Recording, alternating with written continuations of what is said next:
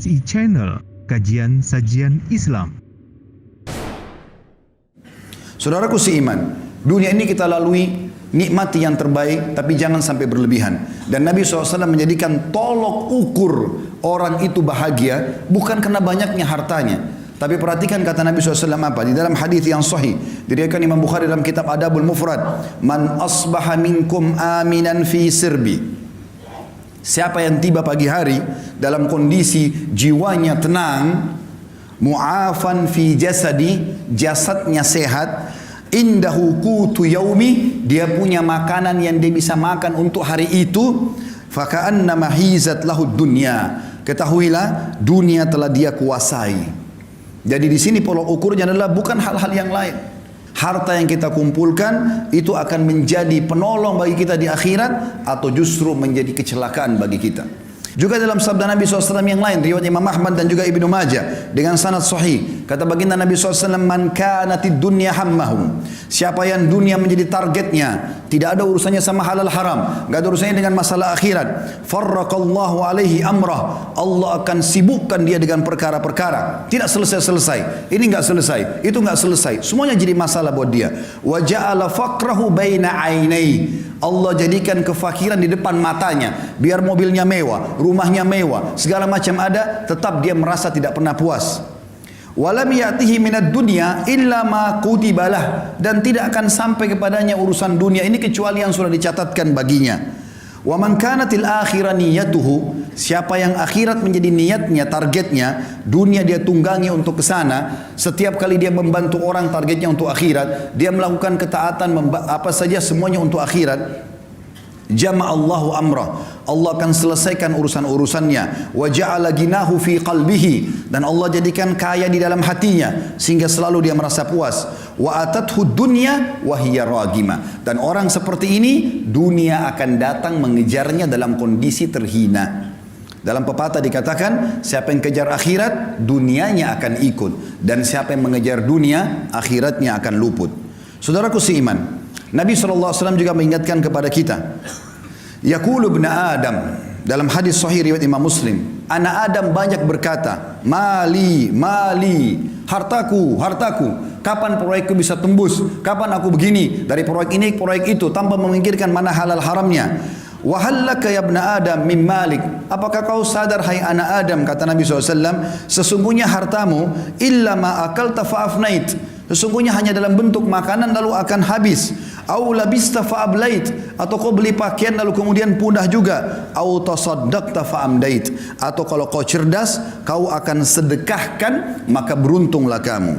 Ali bin Abi Thalib mengingatkan kepada kita dalam riwayat Bukhari, beliau mengatakan irtahalatid dunya mudbirah, ketahuilah dunia sudah meninggalkan kita, umurnya dunia makin sedikit. Sudah banyak orang sebelum kita meninggal dunia yang jauh lebih hebat daripada kita, lebih banyak idenya, lebih banyak keturunannya, sebagaimana saya katakan tadi. Wartahalatil akhirah muqbilah, dan akhirat sedang menuju kepada kita. Walikulli wahidin minhuma banun, kedua wilayah ini punya anak-anak. Fakunu min abnail akhirah, jadikan anak-anak akhirat. Wala takunu min abnaid dunya, dan jangan kalian tinggal menjadi anak-anak dunia. Fa innal yawma amalun wala hisab, karena hari ini di dunia bebas beramal tapi belum ada hisabnya. Wa gadan hisabun bila amal, tapi besok di akhirat akan ada hisab, tidak ada lagi kesempatan untuk beramal. Saudaraku seiman, di dalam hadis yang lain juga Nabi SAW mengatakan, kun fid dunya ka'annaka gharibun aw abiru sabil, jadikan dirimu di dunia ini seperti orang yang asing atau hanya sekedar lewat saja. Dalam riwayat lain, wa'udda nafsaka min ahlil kubur, dan selalu siapkan dirimu untuk menjadi penghuni kubur. Wa qala Ibnu Umar radhiyallahu anhuma, dan Abdullah bin Umar berkata dalam riwayat yang sama bersambung menanggapi hadis Nabi SAW, riwayat Bukhari, idza amsayta fala tantadhirus sabah, kalau kau tiba sore hari jangan tunggu pagi hari. Wa idza asbahta fala tantadhirul masa, kalau kau tiba pagi hari jangan tunggu sore hari. Wa khudh min sihhatika limaradik, maksimalkan masa sehatmu sebelum kamu sakit. Wa min hayatika limautik, dan selama hidupmu untuk persiapan matimu. Juga dalam hadis yang lain kata Nabi SAW, mali walid dunya, untuk apa saya mengejar dunia ini berlebihan. Ma'ana wad dunya, perumpamaan aku dengan dunia, kata Nabi SAW, innama mathali wa mathalud dunya kamathali rakibin dhalla tahta syajaratin thumma raha wa tarakaha. Sesungguhnya perumpamaan aku dengan dunia ini seperti seorang musafir yang kebetulan penat, capek, lalu kemudian dia pun duduk di sebuah pohon, kemudian dia akan pergi meninggalkan tempat tersebut. Ibaratnya, ini bahasa saya, kalau kita seperti lagi safar dari Jakarta ke Surabaya naik bus, maka bus-bus itu mampir di rest area, di tempat istirahat. Maka ada orang yang cerdas, dia mampir sebentar lalu kemudian dia naik bus untuk melanjutkan ke tempat tujuannya. Tapi ada orang yang konyol, dia sengaja tinggal di situ, dia tidak ikut dengan busnya, maka terbengkalailah dia gara-gara tidak ikut dengan tunggangannya. Kita sedang menuju ke akhirat. Dan dunia ini kita boleh nikmatin. Seorang muslim dibolehkan makan yang enak, karena Allah mengatakan halalan thayyiban. Halal boleh dan thayyib berkualitas. Bahkan kita dianjurkan menggabungkan antara keduanya. Kalau kita punya kemampuan, kita boleh makan yang halal dan kita boleh juga mencari yang thayyib. Bahkan kata sebagian ulama tafsir, andai saja ada makanan halal tapi tidak thayyib, seperti ayam halal, tapi dia sudah tidak thayyib karena rusak atau bangkai, tidak boleh dimakan. Seorang muslim disuruh cari kalau buah murni semua, tidak ada sedikit pun warnanya yang berubah. Itu namanya halal. Allah SWT suruh kita nikmati. Kita boleh menikmati punya kendaraan, punya pakaian, segala macam. Nabi SAW punya 11 rumah, karena beliau berpoligami. Setiap rumah punya pembantu di istri-istrinya. Setiap rumah ada untanya. Nabi SAW menikmati itu. Tapi selalu sebatas ini hanya akan dilalui, bukan sebuah target utama. Syekh Utsaimin rahimahullah mengatakan, perumpamaan orang dengan dunia ini seperti dia masuk ke WC. Dia selesaikan hajatnya, kemudian dia akan keluar, tidak akan tinggal lama di sana. Teman-teman sekalian, Allah sedang menjanjikan kita sesuatu yang besar di akhirat sana. Allah ciptakan kita manusia untuk menjadi anak-anak akhirat, bukan dunia. Jangan tinggal di sini. Kita akan kembali ke sana. Semuanya kita akan kembali. Kalau di dunia ini Anda pernah makan makanan enak, minum yang enak, pakai pakaian yang bagus, lalu mungkin Anda pernah melihat pemandangan yang indah, badan atau fisik yang sempurna, paras wajah yang tampan, apa saja kira-kira yang kira-kira membuat orang kagum di dunia, maka perhatikan apa kata Nabi SAW. Perhatikan semua itu teman-teman. Bayangkan sesuatu yang paling besar yang pernah Anda lihat. Orang yang sangat tampan, orang yang sangat cantik, orang yang sangat sempurna secara fisik, kaya raya, punya mobil mewah, rumahnya mewah, segala macam. Bayangkan itu dengan pertemukan dengan sabda Nabi SAW. Beliau mengatakan apa? Tentang target kita di sana, akhirat. Wallahi, kata Nabi dalam hadis riwayat Muslim, demi Allah, Nabi enggak pernah sumpah kecuali penting sekali. Beliau mengatakan, wallahi, mad dunya fil akhirah illa mathalu ma yaj'al ahadukum isba'u hadhihi fil yammi falyandur bima yarja. Demi Allah, perumpamaan dunia dibandingkan akhirat hanya seperti seseorang di antara kalian meletakkan jari telunjuknya ke lautan, kemudian diangkat sama dia. Maka lihat apa yang ikut dengan tangannya. Di dalam hadis yang lain, kata Nabi SAW pernah melewati pasar, lalu ada bangkai kambing. Kebetulan kambing ini bangkainya kecil, kambingnya kecil dan jadi bangkai. Kemudian kupingnya kecil juga dan agak sobek. Jadi sudah bau, kecil, badannya kurus, telinganya juga sobek. Lalu Nabi SAW pegang kuping kambing itu, bangkai lalu diangkat. Kata Nabi SAW kepada para sahabat, siapa yang mau beli ini? Kata para sahabat, ya Rasulullah, jangankan dia sudah jadi bangkai, hidup saja tidak ada yang mau. Sempat dalam riwayat kata Nabi SAW, siapa yang mau beli ini dengan sedirham? Biaya yang sangat kecil. Kata para sahabat, ya Rasulullah, tidak ada yang mau. Artinya jangankan dia jadi bangkai, hidup pun kalau kecil, kurus, kupingnya robek, nggak ada yang mau. Kata Nabi SAW, siapa yang mau saya kasih gratis?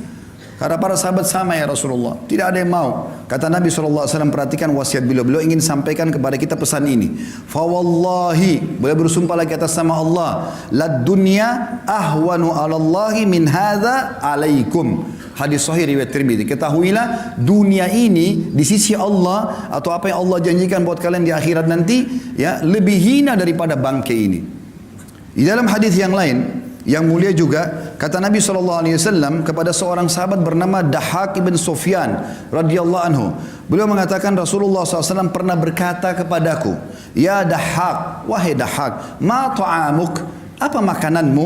Faqala ya Rasulullah, al-laham wal laban. Aku selalu makan daging dan minum susu ya Rasulullah. Lalu kata Nabi SAW bertanya lagi, qala thumma yasiru ila madha. Kemudian jadi apa itu makanan daging dan susumu? Qala ila ma qad alimta. tentu akan menjadi apa yang sudah anda tahu ya Rasulullah. Karena beliau santun dengan Nabi SAW, beliau tidak mau mengatakan jadi kotoran ya Rasulullah. Beliau mengatakan sudah menjadi apa yang anda tahu ya Rasulullah. Jelas susu menjadi air kencing, maaf, dan juga makanan akan jadi tinja, kotoran. Tapi sahabat ini santun dengan Nabi SAW, mengatakan ya Rasulullah, terjadi seperti apa yang anda tahu. Maka qala, beliau pun bersabda SAW, hadis ini sahih riwayat Imam Ahmad, ketahuilah bahwasanya Allah Subhanahu wa taala menjadikan perumpamaan dunia ini bagi anak Adam seperti kotoran yang keluar dari tubuhnya dari makanan tersebut. Oleh karena itu teman-teman sekalian, bertaubatlah bagi orang yang berbuat dosa. Umur kita terbatas, jangan sia-siakan. Cukup yang lalu-lalu. Berapa kali anda dengarkan khutbah Jumat, ceramah, jangan, tidak boleh, haram, kerjakan ini, tapi masuk telinga kanan, keluar telinga kiri. Sampai kapan? Apakah anda tunggu malaikat maut mencabut ruh anda baru anda mau sadar? Apakah nanti pada saat sudah masuk kuburan digiring baru kemudian kita taubat? Ini keliru semuanya. Peringatan yang datang, orang yang cerdas begitu sampai ke kupingnya, sampai ke hatinya, lalu dia bertaubat kembali kepada Allah Subhanahu wa taala. Kembali kepada Allah sebuah keindahan, taubat dari kesalahan. Kalau dulu kita sudah beramal saleh bersyukur, sekarang kita kerja yang terbaik. Kata Hasan Basri rahimahullah sebagai penutup, hai anak Adam, kau hanya seperti bilangan saja. Setiap tiba pagi hari, hilang satu bilanganmu. Maka kita makin dekat dengan kuburan kita. Ingat, pada saat kita meninggal teman-teman sekalian, tidak ada yang ikut dengan kita kecuali amal kita. Hadis Nabi SAW yang berbunyi, kalau anak Adam meninggal dunia, dalam hadis Bukhari Muslim, anak Adam meninggal dunia akan ikut ke kuburan tiga, keluarganya, hartanya, dan amalnya, dan akan pulang dua, hartanya dan keluarganya akan pulang.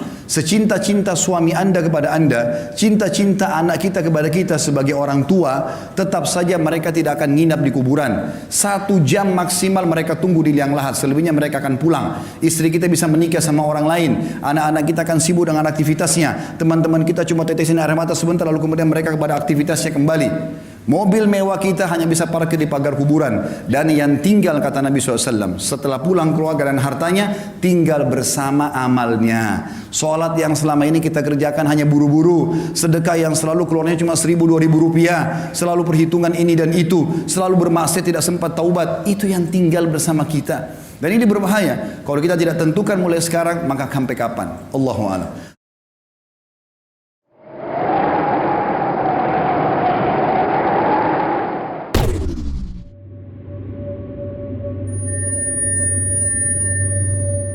KSI Channel, kajian sajian Islam.